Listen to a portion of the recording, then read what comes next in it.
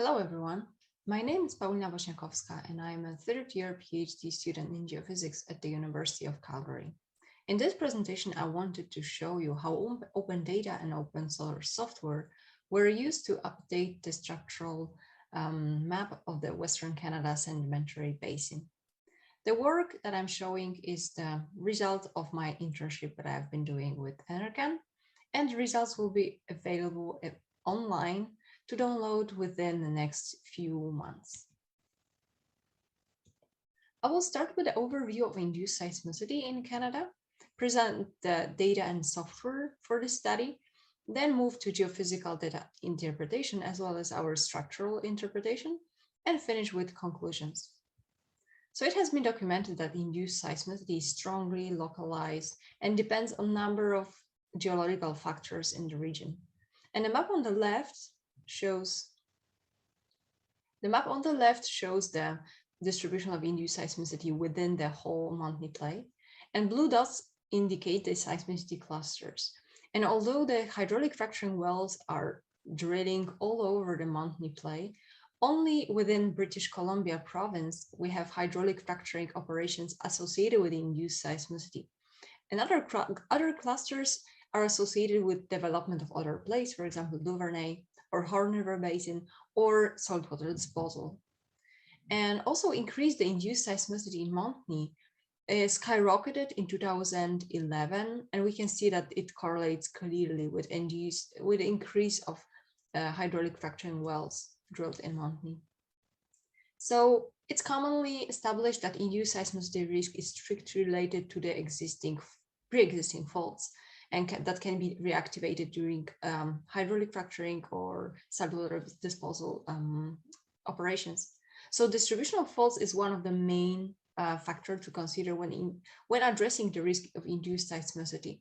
So we analyzed this induced seismicity within Montney as in one of our papers from last year, that we looked into the potential of the hydraulic fracturing wells to be associated with induced seismicity. So we use supervised machine learning technique to estimate the probabilities that specific region will be associated with induced seismicity around some specific hydraulic fracturing well. And surprisingly, our model indicated that the distance to the faults, so the influence of the faults, is of low importance. So that indicates in turn that the quality of our data was not perfect, and because it doesn't match the physical scenario. So our conclusion was that we need to have better quality input data set to analyze better the induced seismicity risk using such methods. So in terms of data and software, most of the work included the use of open source data and open source software. So primarily, I used the well formation tops information, potential field data, as well as seismic data, which were available through the regulator's website or NRCan website. In terms of software, I was using mostly Python programming language, which is open source, as well as OpenDetect, which is commonly used for seismic interpretation. So it's open source alternative. One other software I've been using was the Arcgis, and here I was using geospatial data analyst package. Our area of the study is focused on the structural features within Montney extent. So the main structural features here that we have is Dawson Creek Graben Complex, which is basically the set of horsts and grabens, and it was formed in late Carboniferous, but those structural processes continue through Triassic and Permian. And also there are some evidences that those structures were reactivated in later geological times, for example, in Cretaceous.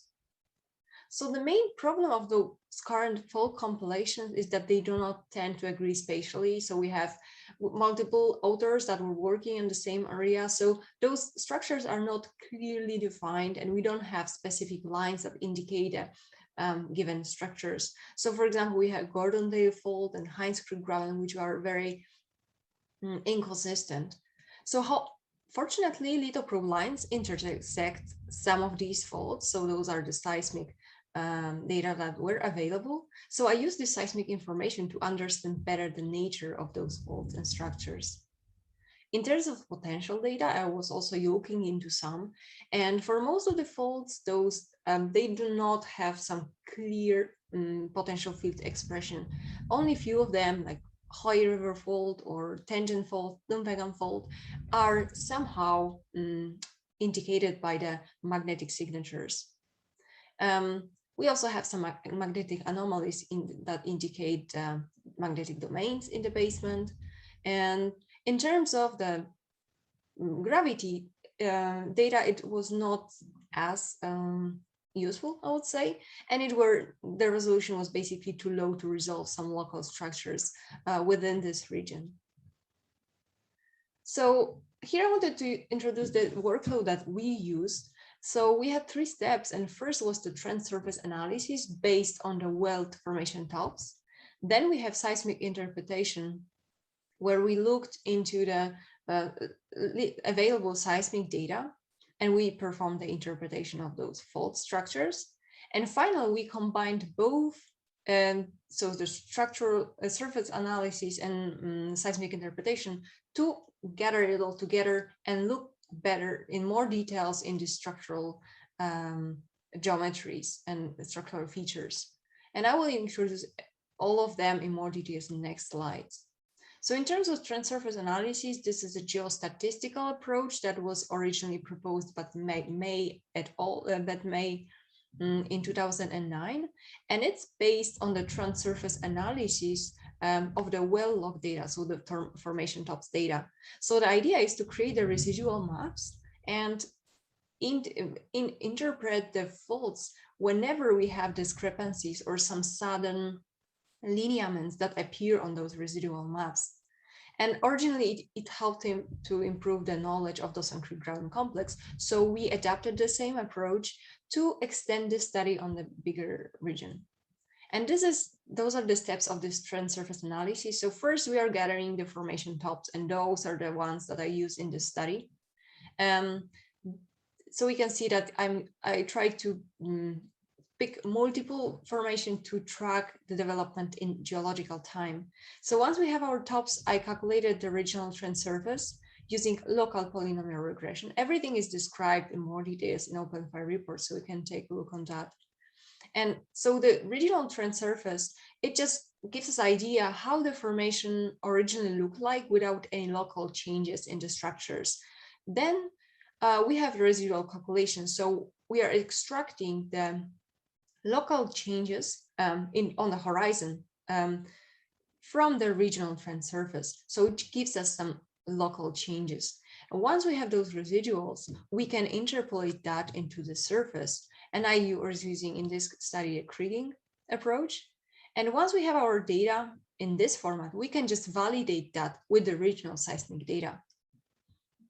So that's how it looks for all of these formations. So we have those residual maps, and we can see some main structural features that appear on those. So most interesting ones is the foreland structural fabric. We have some fault structures within that part, and we have Monaya structure that appears in Montney, Upper Montney, and then we have Dawson Creek Graben complex, which is most clearly expressed on the Dibold formation, and also we can see and track some Leduc reefs that appeared on Wabamun formation. And here I wanted to introduce the idea of the structural corridors that I mentioned before. And it's based on the fact that the fault geometry is much more complex than we currently think about. So we often have segmented faults. We have multiple parallel fault strands. That's how we call it, instead of single fault structure. So it's not as easy to identify. An example can be found both in the literature and in seismic data that we interpreted. So for example, on the lithoprobe lines, we can see that we have those multiple faults that tend to be together in space or very close to each other in space. So we decided to map the structural corridors instead of mapping single faults, because it's better in terms of identifying where the potential faults can appear. We cannot map all of them, so it's safe to look at the bigger picture here. Another example is from the literature. So we have this Monaya structure, and also it was identified as a set of multiple faults. Part of the lithoprobe transect that I mentioned and used in this study includes the praise subset, which stands for the Peace River Arch Industry Seismic Experiment. And this is over 600 kilometer refraction seismic line recorded in 1994 overall. And we analyzed the lines from 11 to 13 within the whole area of the study. And also we have one more seismic line that is located within the seismic Kisma seismic monitoring area. And below we have also the previous faults that were interpreted by other authors in 1999. And we can see that again, we have a groups of faults. Those are not single structures in most cases. So it also confirms this idea that we develop here. Using introduced workflow, we identified over 20 structural corridors. And here I wanted to mention that we were able to estimate the relationship between the length and width of some of those corridors that were intersected by the lithoprobe lines, because we were able to calculate the specific width of the corridors using seismic data. And also we knew the length from the trend surface analysis. So we investigated those geometries to be able to estimate the geometries for the other structural corridors that are located outside of the seismic profiles. And this is the map that of the distribution of those corridors. And we can see that they reflect the structural deformation. So we have first the formation of Dawson Creek Graben complex due to Peace River Arch collapse during late Carboniferous. And also we have the development of the Cordillera and Trustwall Belt, which happened in late Cretaceous to Paleocene. And finally, I wanted to emphasize that some of those corridors were inferred from other formations. So they were not clearly visible on the debug due to sparsity of data or incompleteness of those formation tops data. So I used base of fish scales for those located in southern part. It's in the light blue. And also I was using the literature examples that were mapped. So some of those corridors are also taken from other works. And those these residual maps helped us to identify some graben and horst structures that are in this map. So we see this Dawson Creek Graben complex is a very complex structure. We have a lot of going on here, and it's very nice to see that even using this simple approach, just based on the well tops formation, we are able to take a deeper look into the structure. So to conclude, the current fault databases are very ambiguous and uncertain. So we very often have errors due to digitization of older maps, or some multiple lines can correspond to the same structure. So it's just hard to interpret those compilations. And the next point is that the Dawson Creek Graben complex, which is in the central part of Montney extent, is a complex structure. It has multiple grabens and horsts and some long-lived fort structures that seemed to be reactivated in later geological time. And as I mentioned, some structural corridors were intersected by seismic data, so we could identify clearly the relationships between the geometry of those structural corridors, so between length and width. And finally, the seismic interpretation was complemented by the trend-surface analysis and allowed us to map over 20 regional structural corridors within northeastern BC and northwestern Alberta. And with this, I would like to thank you for listening, and also thank the sponsors of Microseismic Industry Consortium and NRCan for providing me internship and helping me to perform this research. Thank you very much. I will be happy to answer any questions.